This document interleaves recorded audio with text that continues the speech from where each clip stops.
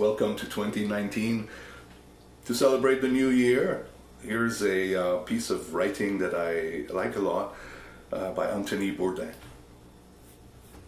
In my long and checkered career, I've been witness to, party to, and even singularly responsible for any number of screw-ups, missteps, and overreaches.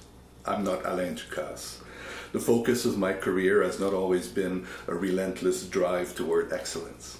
As a mostly journeyman chef, knocking around the restaurant business for 28 years, I've witnessed some pretty ugly episodes of culinary disaster. I have seen an accidentally glass-laden breaded veal cutlet cause a customer to rise up in the middle of a crowded dining room and begin keening and screaming with pain as blood dribbled from his mouth. I've watched restaurants endure mid-dinner rush fires, floods, and rodents infiltration, as well as the more innocuous annoyances of used Band-Aids, tufts of hair, and industrial staples showing up in the Niçoise salad. Busboy stabbing busboy, customer beating up customer, waiters duking it out on the dining room floor. I've seen it all. But never have I seen such a shameful synergy of truly awful things happen, and in such spectacular fashion as on New Year's Eve 1991, a date that surely deserved to live in New York restaurant infamy. It was the all-time, award-winning, jumbo-sized restaurant train wreck, a night where absolutely everything went wrong that could go wrong, where the greatest number of people got hurt, and an entire kitchen bowed its head in shame and fear, while outside the kitchen doors, waiters trembled at the slaughterhouse their once hushed and elegant dining room had become. Like Operation Market Garden or Stalingrad or the musicals of Andrew Lloyd Webber, responsibility for the disaster that followed rests ultimately with one man. In this case, it was a talented and resourceful chef we'll call Bobby Thomas. Bobby had the idea that he could create an ambitious menu, as good as his always excellent a la carte menus, and serve it to 350 people who would be filling the restaurant we'll call nightclub. He also felt confident enough in his abilities that he could pretty much wait till the last minute to put the whole thing together. You know, little details like telling his staff what the fuck they were going to be serving and how. In his visionary wisdom, Bobby did not share his thinking or his plans with others. Like the strategic brainiacs who thought invading Russia to be a good idea, he was undisturbed by useful details.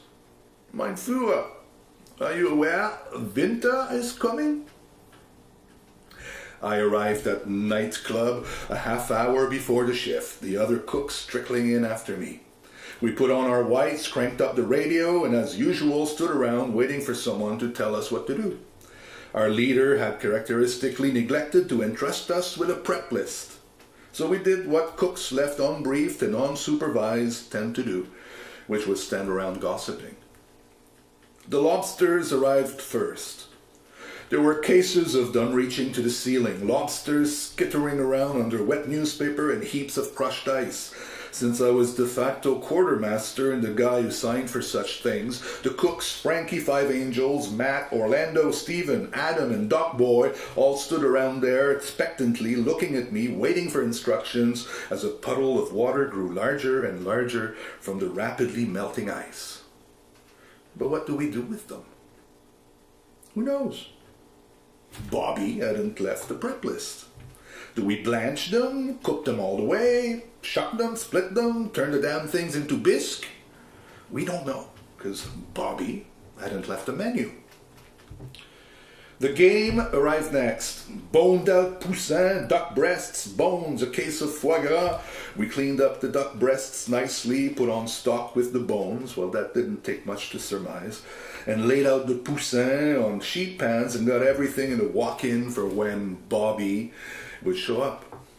We wanted to get started on the foie gras, whole loaves of the stuff, but were we making terrine, which would require us to open them up and start yanking out veins, or were we leaving them whole for pan-searing?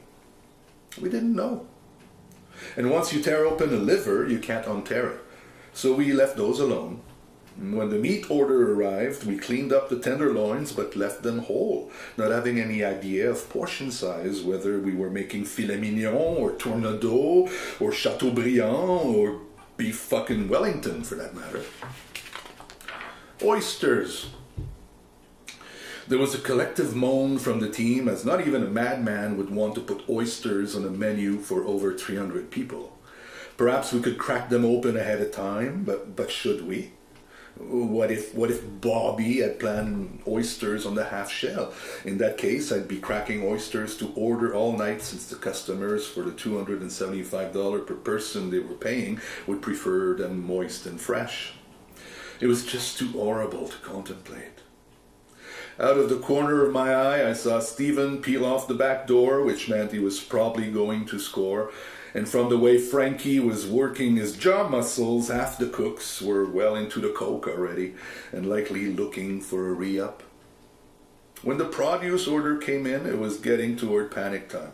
2 cases of oranges, 1 case of lemons, 10 cases of lettuce, Belgian endives, fennel, wild mushrooms, the ubiquitous baby zucchinis, yellow and patty-pan squash, baby carrots. Dry goods followed, an unpenetrable heap of long-haul purchases, fryer oil, salad oil, vinegar, flour, canned goods. There was no way of knowing what was for today and what was for next week. We peeled the carrots. It was 2 o'clock now, cocaine and indecision grinding the heart right out of the afternoon, and still no Bobby. Time passed. We continued to set up as best we could. At 4:30, Bobby finally rolled in. I say rolled in because Bobby was on rollerblades, wearing a new Blues Traveler tour jacket, and that charming little boy smile that had so successfully helped convince a legion of hostesses and floor staff to come into close contact with his genitals. We, however, were not so charmed. Bobby, what's the menu? I asked. Would really kind of like to know. Bobby just smiled and skated back to his office and emerged a few minutes later in his whites, bearing the fatal document. New Year's Eve menu, 1992. Oysters baked in champagne sauce with beluga caviar, foie gras with apricot chutney, port wine sauce, toasted brioche, beggars' purses of diverse scallops and wild mushrooms, truffle soup, followed by Dover sole with citrus beurre, lobster in a shellfish nage with fennel, chestnut and truffle stuffed poussin with foie gras sauce, Chateaubriand Rossini, followed by Harlequin soufflé, New Year's parfait, lemon tart, sweet delicacies du chef. Our fearless leader brimmed with insouciance that we took for confidence. My concerns were dismissed, understandably, given my pessimistic nature and my kitchen nickname of the time, Dr. Doom. Bobby curtly gave us our prep assignments and a brief rundown of how he expected us to prepare and present his creations. To our credit, we quickly put our stations together, set up our mise en place, dug in, and by 7 we were loaded and ready for the first orders. Half an hour later, there were still no tickets. The little printer hooked up to the waiter's computer order system lay silent. Our 2 runners, Manuel and Ed, informed us that the guests were arriving. The dining room was filling up. "Tell them to get those orders in," snarled Bobby. "Let's knock down some early tables. Come on." But nothing happened. A half hour passed, then an hour. It would be a long night. The first orders came in at 8:30. Ordering 1 oysters, 2 foie gras, 1 scallop, followed by 3 sole, 1 lobster, 1 chateau, 1 poussin. 2 more oysters, 2 more foie, 3 Dover soles, 1 lobster. And already I'm getting worried they seem to be hitting the sole hard. Each order took up a whole burner, meaning we could only cook 4 at a time.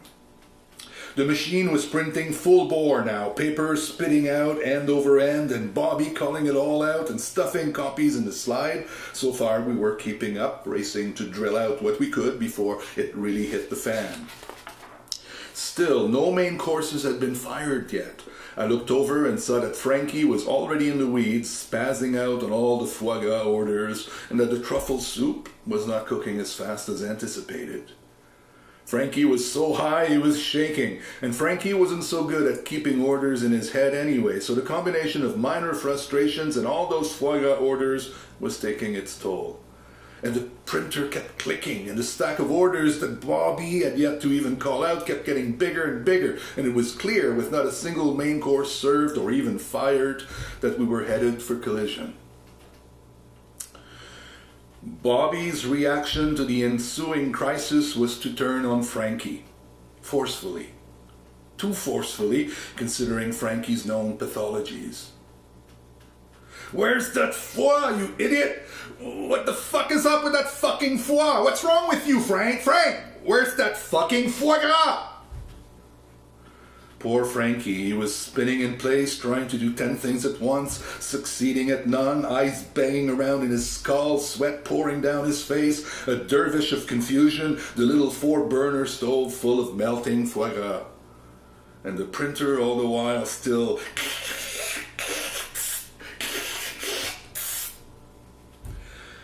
The first of the front waiters appeared, inquiring fearfully about app orders, which made Bobby even crazier. There were easily 50 tables worth of orders up on the board, God knows how many in Bobby's hand, and a long white strip of them curling onto the floor that Bobby had yet to even acknowledge, and nothing was coming out of the kitchen, nothing. When the next waiters came in asking for food, Bobby boiled over. "Just get out of the fucking kitchen!" He then issued orders for Matt to take on some of the foie gras orders, put Dougie in exclusive charge of the toaster, told Orlando and Stephen both to get out of the way, and took over the stove himself while abandoning ordering responsibility to me. Fortunately, the printer had calmed down. Strange, but I sure was thankful, figuring that maybe, just maybe, we'd actually gone through the whole dining room. No. The printer. Must be something wrong with the printer. It was too quiet. It had been too long since the last order. Not a click or a clack for what? 20 minutes? I checked the roll of paper. No jam. Looks fine. It's unplugged. Bobby must have tripped over the cord. I plugged it back in. Immediately the machine came alive, clicking away like nobody's business, spitting out orders in a terrifying, unending stream, one after the other, after the other, after the other, faster than I could tear them off.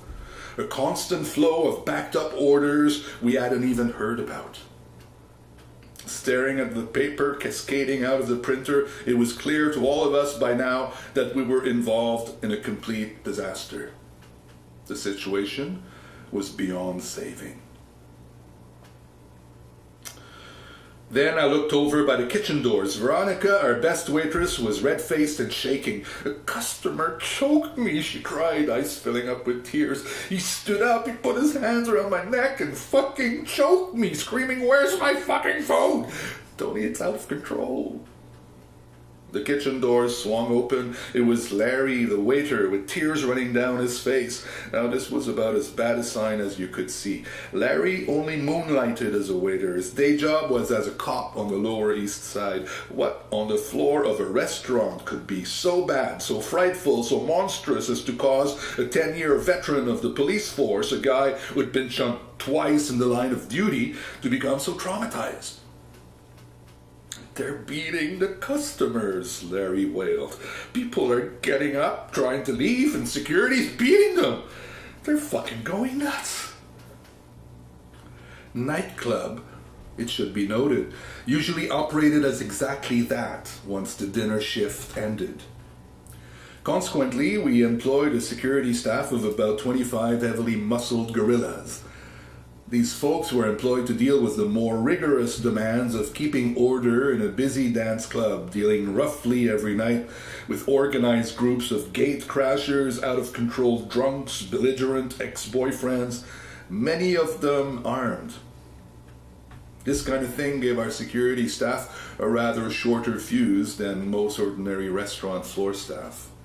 That this was a tonier crowd was a distinction they could hardly be expected to make, especially since the customers were drunk and very pissed off at having spent hundreds of dollars for nothing, and they were heading for the doors in droves. Still, it never looks good when your staff is dealing out beatdowns to middle-aged couples from the suburbs who only wanted a nice New Year's Eve and some swing music. We tried. We did the best we could. To his credit, Bobby cooked as hard and as fast as he could until the very end, pretty much doing everything himself, unwilling or unable to trust anyone to help him out of the hole he himself had dug. We served eventually a lot of undercooked foie gras, leathery Dover sole, overcooked lobster, lukewarm beef and birds. Very few desserts. Most of the room was empty before dessert was even ordered. 1991 slipped into 1992 without notice or mention in the kitchen. No one dared speak. The word happy in relation to anything would have felt inappropriate. At 12:45, in what was perhaps the perfect coda to the evening, a lone, bespectacled customer in a rumpled tuxedo entered the kitchen and, peering at the dried foie gras on the stove, asked, "Pardon me, I don't want to intrude, but might this be my appetizer?" He'd been waiting for it for 4 hours. We gave him a dessert. He thanked us profusely.